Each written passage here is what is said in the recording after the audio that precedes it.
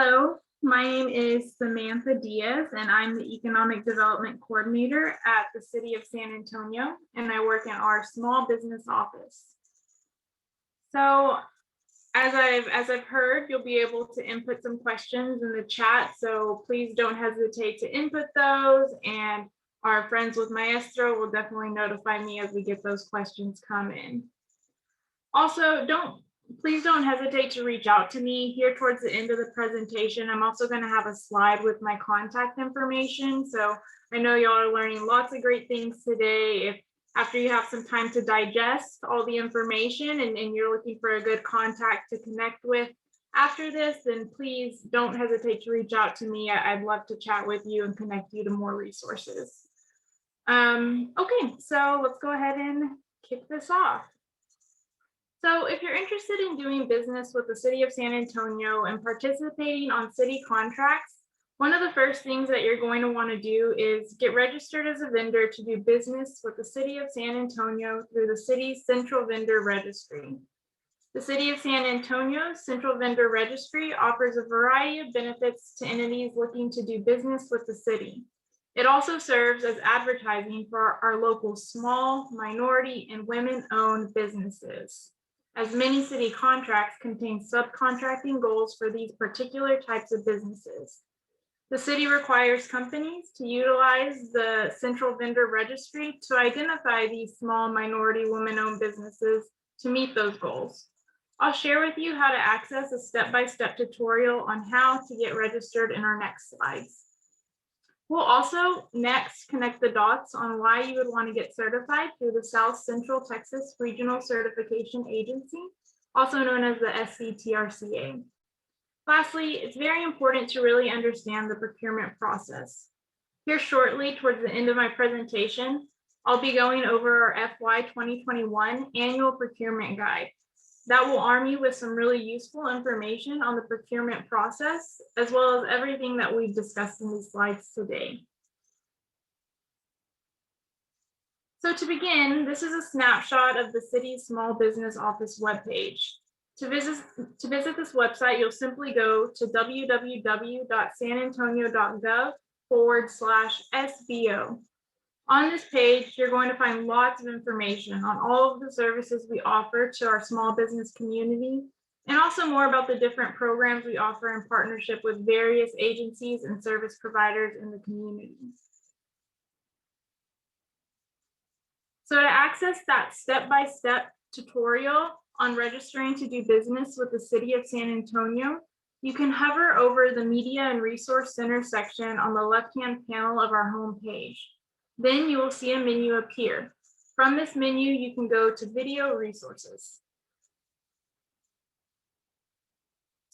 We've recently uploaded our first tutorial on how to register as a vendor in the city's Central Vendor Registry. So if you're interested in doing business with the city, I highly encourage you to take a few minutes and review this video, as it'll cover step-by-step processes of getting registered, inputting your NIGP codes, and also more information on how to get your certifications reflected on your vendor profile. And don't worry, though it can definitely be a little bit of a complex process, this short video really goes in depth. It's only 5 minutes, and I think you'll definitely be able to follow along and kind of pause where you need to so you can get registered. This is the first video to be released of a series of videos that are expected to come, so please be on the lookout and check out this page for more tutorials on doing business with the city. Next, I wanted to chat with you about the South Central Texas Regional Certification Agency, commonly referred to as the SCTRCA. Some of you may have had an opportunity to join a session right before this one about getting certified through the SCTRCA. This platform is the centralized hub that we lean on, and actually it's the entity that many other public and private organizations rely on when they're looking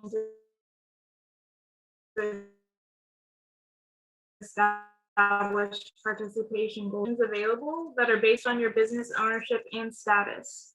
For participation on contracts with the city or other city programs, you will need to get certified through the SCTRCA. So this will be one of the first steps you want to take care of as you decide you'd like to begin doing business with the city.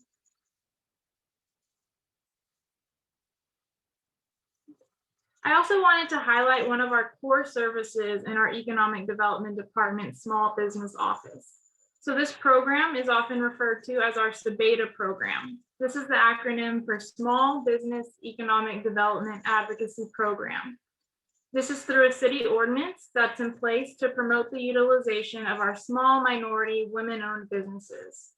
There are different participation goals that are added to city contracts based on the type of contract and the amount of the contract, and this is all guided by a city ordinance. So some situations of when SBEDA might apply.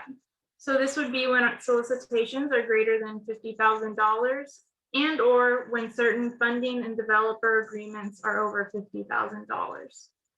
Some of the industries that we often utilize for services throughout the city include those listed here: construction, professional services, goods and supplies, architecture and engineering, and other services. So in order to be eligible to participate in the city's SBEDA program, businesses must have two things. They must, one, be certified as a small minority woman-owned business through the SCTRCA, and businesses must be headquartered or demonstrate significant business presence within the San Antonio metropolitan statistical area, which includes the counties of Atascosa, Bandera, Bexar, Comal, Guadalupe, Kendall, Medina, and Wilson. Businesses demonstrate significant business presence by maintaining an office within the San Antonio metropolitan statistical area for at least 1 year, from which 20% of their total employees are regularly based. So you can see here that, again, to be SBEDA eligible, you have that requirement of being certified by the SCTRCA. The SBEDA program does apply to discretionary and low bid contracts. The program can provide up to 20 preference points based upon the contract. And it can also provide up to 40% of subcontracting goal requirements, depending on the type of solicitation and the goals that are attached to it. So that was just a really kind of high level overview on doing business with the city. If you want to do business with the city, you must get registered to do business through the city's central vendor registry. So again, that tutorial is going to be incredibly helpful on getting started with that if you're not already registered. And then making sure that those certifications are established through the SCTRCA so that you're eligible for some of our procurement preference programs and eligible for more points on different city contracts. So all of those things that we covered today, they're actually going to be in a nice guide that we've got for you, which is the FY 2021 Annual Procurement Guide. So I'm going to kind of switch gears and show you all that guide, and we'll walk through it, what it is. And I'll also go ahead and open it up to see, is there any questions that we've got, Samantha, in the meantime? Not so far. Okay, great. I'm going to move on and switch gears to our procurement guide.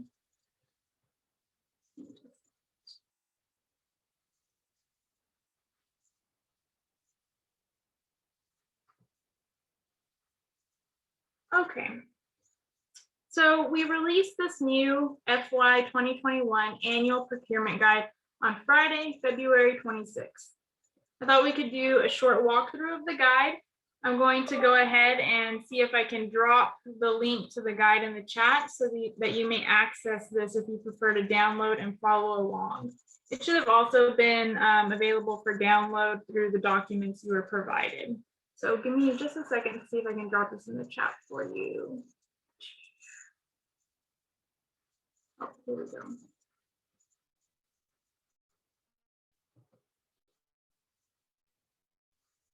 There we go. I know the screen that I'm sharing right now is going to look a little small, so if you prefer to follow along by downloading the guide through the link I just provided in the chat, then go for it. I'll also tell y'all some different options for downloading it here towards the end of the presentation. Okay, so In 2018, after consulting with various small business stakeholder groups, as well as the Small Business Advocacy Committee and Diversity Action Plan Subcommittee, City Council adopted a new 5-year diversity action plan. One of the new initiatives in the plan called for the development of this annual procurement guide. The city released its first procurement guide in FY 2020. So this is now our second annual procurement guide. This annual procurement guide not only is a handbook with, lots of definitions regarding the procurement process, which we'll go over here in just a minute, but it also, the majority of it, has contracting opportunities. And these contracting opportunities are those opportunities that are forecasted over the remainder of the fiscal year.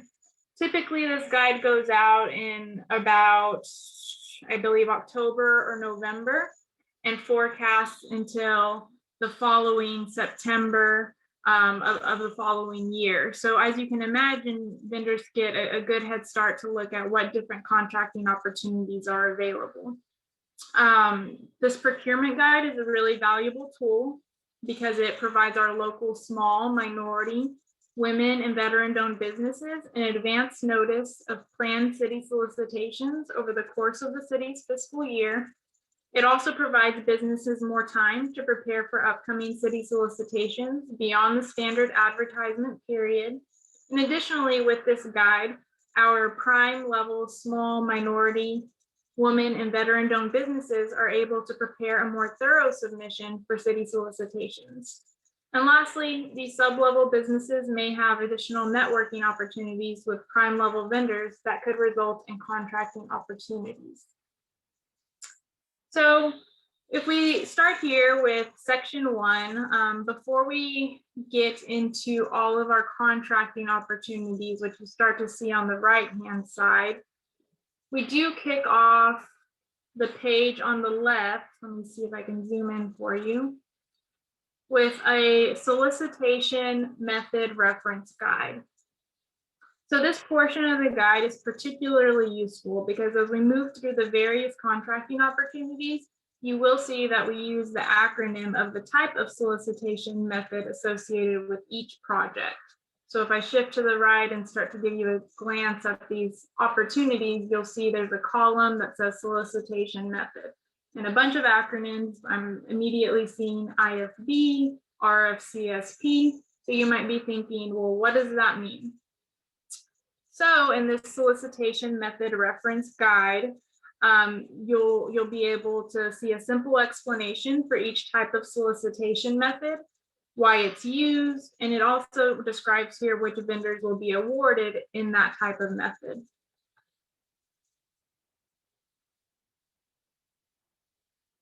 Okay, so now on the right page, we can see that our contracting opportunities begin. Contracting opportunities are going to be grouped throughout this guide by the type of industry. So you'll see we start with construction in orange.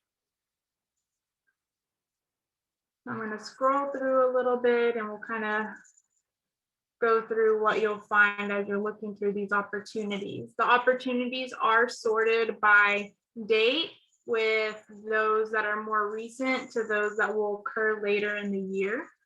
So you will notice that some of these opportunities, as you start to look at them may have passed. However, as you continue to go through the guide, you see later dates. So as I'm moving here to the right-hand side, I'm looking at opportunities for April of 2021, May of 2021, June, and so on. We'll even get to further dates as we get lower. August, September of 2021. Okay. So let me zoom in just a minute so you can kind of see too what exactly is listed here. Okay, so you can see that we've got the anticipated release date. I always suggest whenever you find an opportunity that you're interested in, reach out to that department that's listed here in the next column. Because you want to make sure, again, this is a forecast of all the opportunities that will occur throughout the year. So as you can imagine, some projects get a little delayed, or maybe it just so happened that one got pushed up. So we actually have a department contact list that I'll share with you here at the very end. So if I'm interested in maybe this public works project, then I would contact Public Works to maybe share with them that I was interested and just make sure that that project was on track, so I could be sure to look out for it and start preparing my material to bid on that opportunity. But you'll also see the estimated value of the project. You'll see again, that type of solicitation method that is being used for that project, and then also the subcontracting opportunities that are associated with that project. Okay, so as we move on past construction, we do see the other industries that we begin to go into. We see architecture and engineering here. And you'll also see at the end of each category section, there's a page for notes. So this note section can be useful for the business owner if maybe they'd like to jot down and keep track of those specific opportunities that they're interested in. So we've seen construction, architecture and engineering, and now we're going into goods and supplies. So something else I wanted to just show you all that we added this year and might help as you show interest in different opportunities is just a little simple legend here. So again, we're in goods and supplies. So here on the far left corner, you'll see a GS1, 2, 3. So if you're trying to describe the contract opportunity that you're interested in, maybe you're calling me for some assistance or trying to get in touch with the department, and you're trying to explain to me what project it is that you're interested in, a really simple way would just be to refer to that number used in the legend. So you could say, oh, I was really interested in GS3. Can you help connect me to that department? Or I had more questions on it. So this kind of helps to alleviate that confusion since there's so many opportunities. As I mentioned, over 200. You can imagine these, it can get confusing on which project is which as we communicate with one another. So that's just something simple that we added in this year that will hopefully just make communication great around all ends. Okay, and then next we move on to our professional services industry. And let's see, we kind of end here with our other services industry as well. Oh, something else I wanted to show you, it's kind of small here, so let me zoom for you, is at the very bottom of every page, there's a small little note here, and it says that those with an asterisk are projected as high profile. So as you go through this guide, you'll see that right before the contracting opportunity on the description, I'm trying to find you a good example right here, you'll see a little asterisk. So that means that this project is considered high profile. So that's just something to look out for as you're looking at these opportunities. Okay. So we wrapped up the different industries. Again, this guide typically comes out in around the end of each year. So already before you know it, we'll start getting into making the new guide for FY 2022.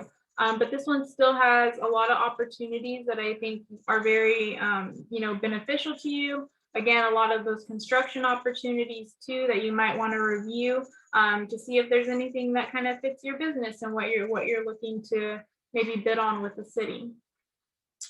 But as we wrap up those industries, something else I wanted to highlight in this guide that we just added this year was information on the procurement processes. So according to section 2-61 of the city code, there are certain restrictions on communication during the solicitation process that we wanted to help the department. I can definitely recognize that the do's and don'ts can sometimes seem really complex.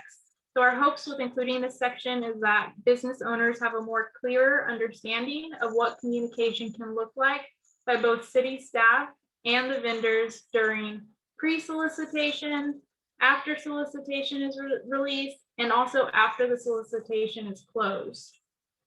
So there's just a simple chart here so that if you're bidding on an opportunity, you'll be able to kind of understand what that process would look like and what you can and cannot do during those times.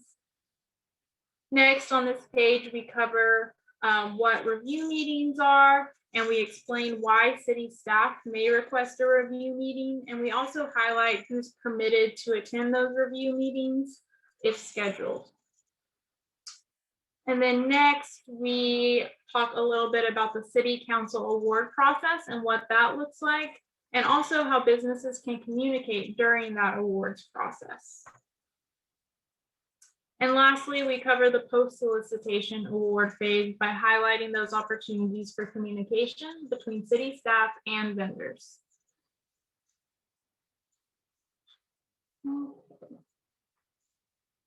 So as we move into our procurement preference program section, here we highlight the procurement preference programs that promote the utilization of our local small, minority, women, and veteran-owned businesses on our city contracts.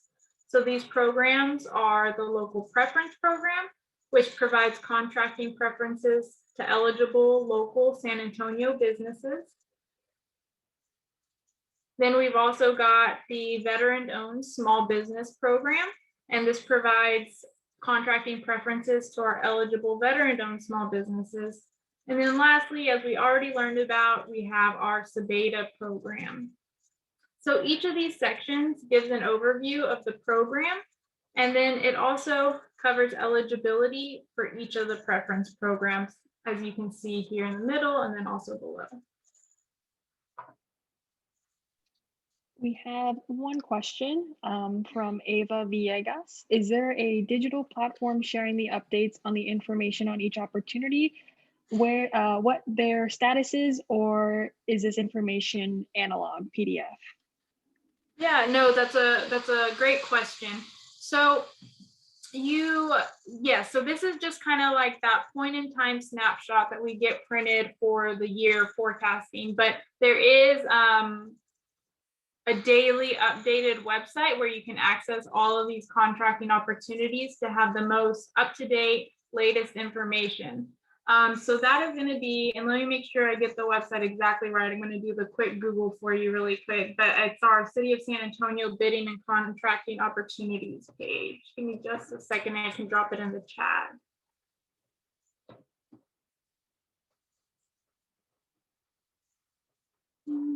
And actually, now that I'm thinking about it, I think we even have the link posted here towards the bottom of these pages. But yes, I found it. I'm going to put it in the chat right now. So yeah, this is definitely where I recommend, let's say you're looking in this guide and you see an opportunity that you're really interested in, and it's maybe going to happen in May.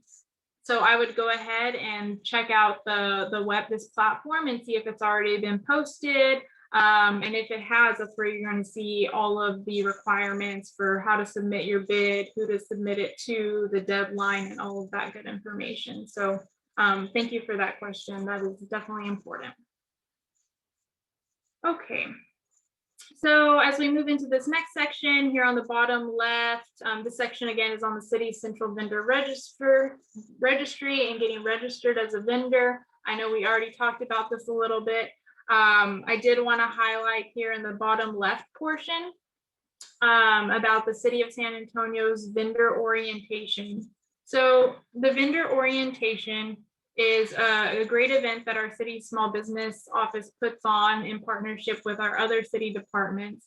And we educate businesses on how to do business with the city while also connecting businesses with our city small business programs, resource partners, and a lot more. We highlight some of the topics that are covered in these sessions, and we also highlight some of the departments and organizations that join us for these events here. So if you're ever interested in going to one of these vendor orientations, we do them about quarterly. Be sure to look out for us on social media. We post about it there, or don't hesitate to just reach out to me. Again, I'm going to give you my contact information here shortly, and you can ask me when the next one is. We just had one last month, so I anticipate the next one taking place in about June. Okay, so we are starting to wrap up here. Okay, so I told you all about the department contacts. Here's that list here. So if there's an opportunity you're interested in for a specific department, you can look up that department here and give them a call about that opportunity to maybe better understand what timeline they're on, if things are running ahead of schedule or not, or who might be a good point of contact for that opportunity. And then here on the right-hand side, we've gone ahead and put some of our key small business office resources that might be of great assistance to you. We talk about our small business fee waiver program, our 0% interest loans, the Mentor Protege program, Launch a Say, and also the COVID small business recovery and resiliency resources. So be sure to take a look at this. We've got links available too, so you can learn more about each of these programs. Okay, and then I did want to just briefly touch on, I know some of you may have already been able to access that link with the guide. As you go to the link, you'll be able to have 3 different formats for download. There's an option that we covered today that's best for web viewing. You can download that one. You can also download a format that's best for print. So that's going to be a single page view, so you can print out the guide at home. And then we've also included a guide that's a downloadable Excel version. So maybe if you want to keep track of the bidding opportunities that are good for you throughout the year, you might prefer to do that in Excel. So we've kind of mirrored all the opportunities you saw in the guide that we shared today into the Excel version. So be sure to take a look out for that if you're interested. I know I'm running short on time, but let me go ahead and pull up my contact information too, so you all can jot it down if you have any questions. Perfect. Okay. So we have about 3 minutes left. If anyone has any questions, go ahead and drop them in the chat and we can get those answered. If not, Samantha has her contact information. Like we've said in the other sessions, this information will be available on the Whova app. The presentation will be recorded and also available for participants to go back and view again. Can give them just a few more minutes to see if anyone has any last minute questions. Yes, and thank you all so much for having me.